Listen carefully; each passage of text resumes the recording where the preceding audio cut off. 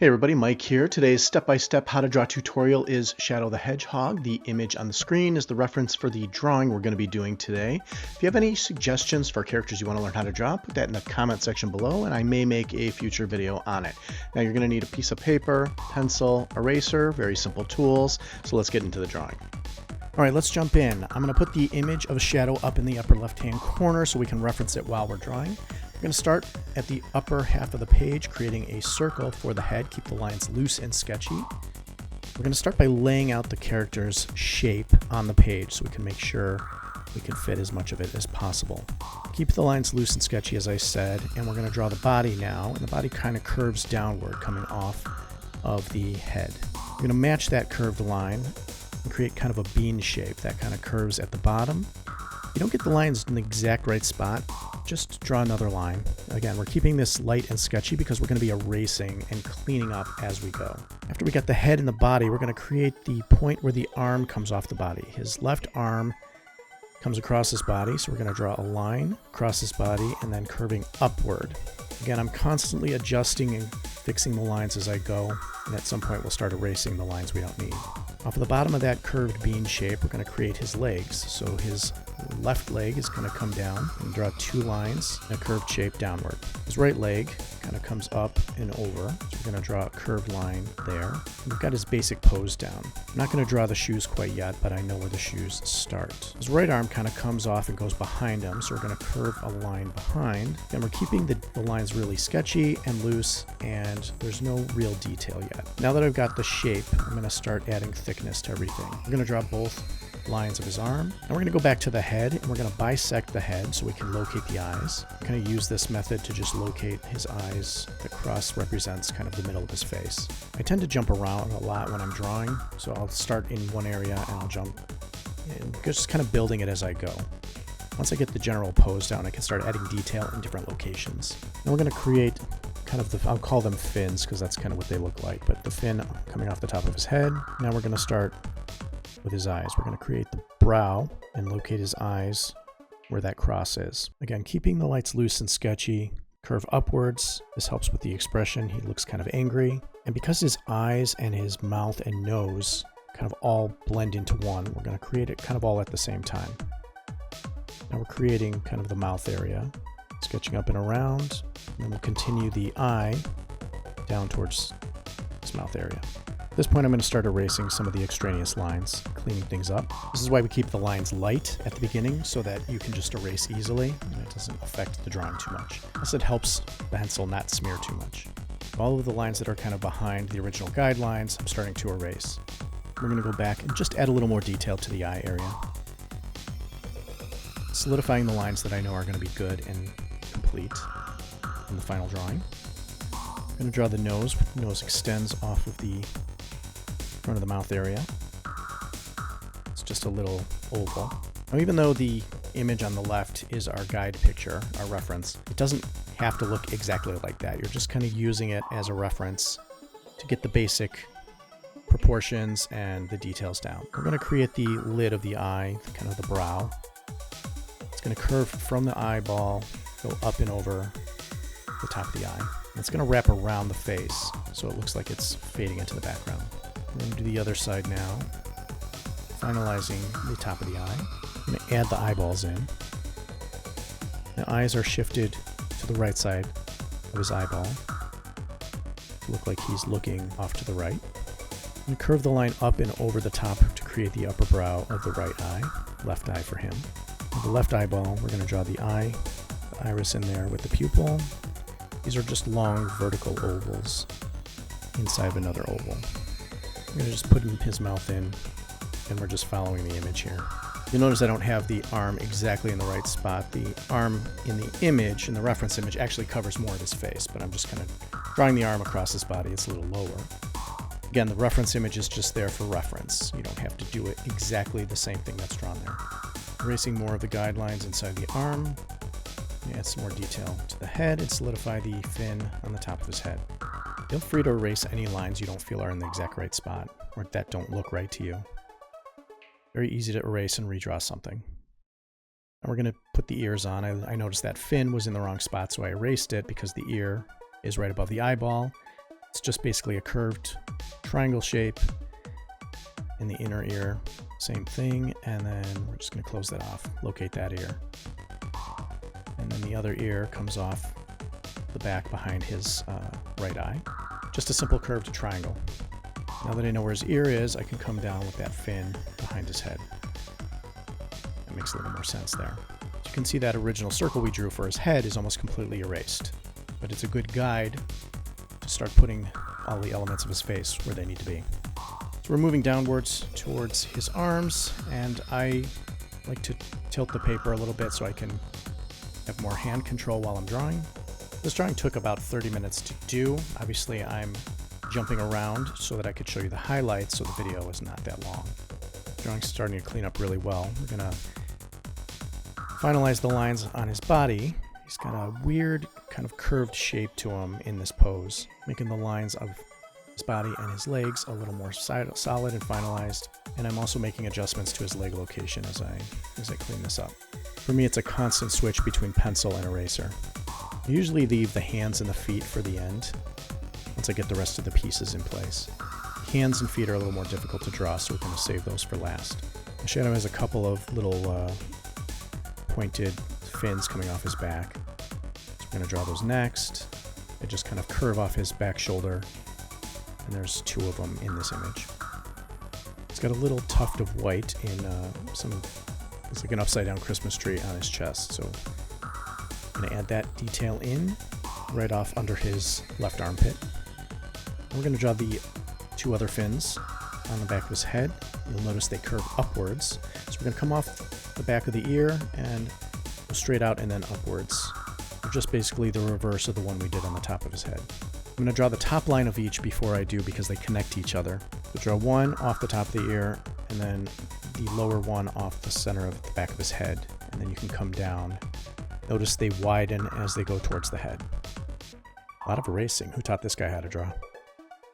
No, it's constantly a situation where you sketch something, it's not in the right place, you sketch again. It's just a trial and error thing a lot of times. That's why there's so many very sketchy lines on here. So now we got both fins at the back of his head. Again, erasing, line wasn't in the exact spot. Try again, draw it again. You'll kind of know when it looks right. And then he's also got those two red streaks at the top of the back of the fins. So I'll add that detail in later. We've got the basic body down now. So we're gonna add that red area on the top of his head, on the top fin. This will look cooler when I paint it later.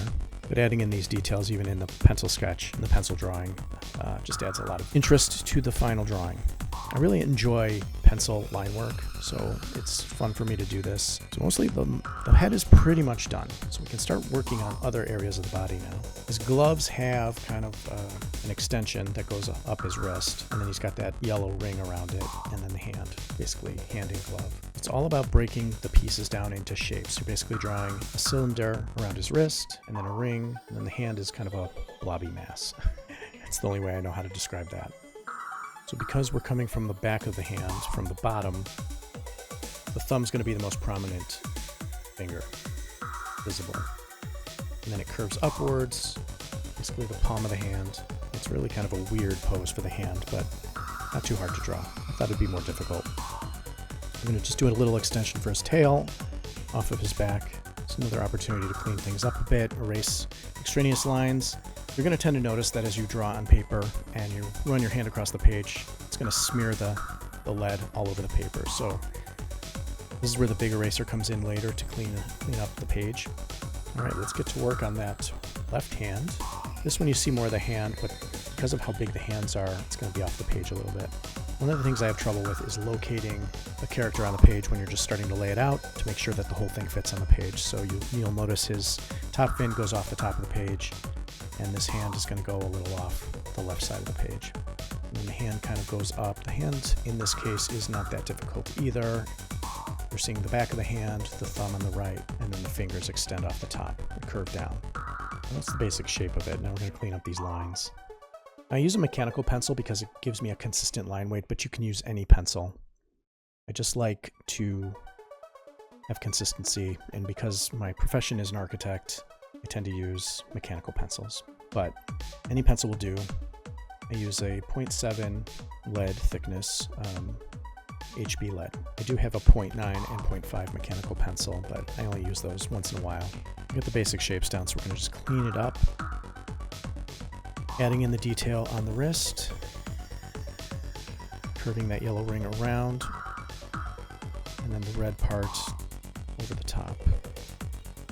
It's got a little red detail on the top of his arm, so I'm just extending that upwards. Alright, now it's time to get to the shoes. We've drawn the entire body except for the feet. I'm going to clean up the legs a bit, get them in the right spot, finalize those lines, and then move on to the shoes. And the shoes are pretty detailed. We're going to work on the shoes the same way we worked on the gloves, where they basically wrap around. He's got wearing high tops. They basically wrap around his ankle, go upwards, and the feet go basically into the cylinder. The design of the shoes is very similar to the design of the gloves, where it's got this red piece on top or in front, basically where the tongue of the shoe would be, and then there's a gray kind of wrap for the high top part. And then his foot extends, so this is his right leg. His foot extends off to the right again. I didn't plan correctly on where it was located on the page, so some of the shoe is going to get cut off. He's got a very detailed kind of high top shoe. I'm looking at the drawing and I'm just doing some of the basic components right now. The heel and the sole of the shoe that wraps around, extends out, and it wraps up around the top of the front of the foot. I'm keeping it loose and sketchy right now just so that I can get the shape of the shoe correctly drawn, and then I'll finalize it and add better detail later. His left shoe is more of a front-facing view. Same design, obviously, but it's a little more front-facing, so you'll see more of the front of the shoe and the extension around. So it's going to kind of come to a point at the tip of the toe. Drawing the detail, the red part of the shoe, and it loops around, basically a foot in the cylinder again for the high top part of the shoe. You've got the yellow ring around the top, and then you've got the foot extending downward where you're looking at it. So coming off of the high top, you're just curving two lines downward, just like the base of the foot. And then the red sole wraps around the white part of the shoe. Okay, so that's the basic shape of the shoe. So now we're going to start cleaning up the lines. Even at this stage of the drawing, I'm still making adjustments to things I see. So the leg looked a little off there for me, so I adjusted it. I'm also taking the big eraser at this point and kind of cleaning up some of the areas where the pencil lead had smudged as I moved my hand across the page. You may not be able to tell from the video here, but there's a lot of smeared pencil along the page, so I'm just kind of really cleaning it up. You can see as I'm cleaning it up, a lot of the original sketchy guidelines, the sketchy lines, the guidelines, anything we drew is gone. So we've kept those lines really light so they'd be easy to erase and they wouldn't really show up after you erased them. I do find it easier to use the brush to get the eraser shavings away, because if you use your hand, you're basically smearing the pencil on the page. Drawing can take a long time to do. This drawing took, again, like I said, about 30 to 40 minutes to complete, giving you the highlights of what I'm drawing so that you can follow along. But it takes a long time to get the lines right. And to be honest with you, this drawing is not even that complicated. There's not a lot of detail in it. It's pretty much a simple cartoon character. Just wrapping up the final couple of lines of this drawing, and we'll be done with this character drawing. Pretty much it. I'm just doing a little bit of final cleanup here. Shadow the Hedgehog in black and white. Take your time with the drawing if you're following along. Even though the video is only a couple minutes long, it took actually 30 to 40 minutes to draw this. So take your time with the drawing, follow the steps, follow the guides. It's hard to give a step-by-step, like do this, do that, do that, but if you start with the basics and start sketchy and just locate the pieces on the page, it's easy to clean up and get the finalized drawing that looks something like this. So here's the final drawing of Shadow the Hedgehog. Hope you found it easy to follow along, and let me know in the comments how your drawing turned out. If you have any suggestions for future characters you want to learn how to draw, let me know in the comments. I'll break it down and create a new video for you in the future. If you're just dying to watch another how to draw video tutorial right now, check out this video right here.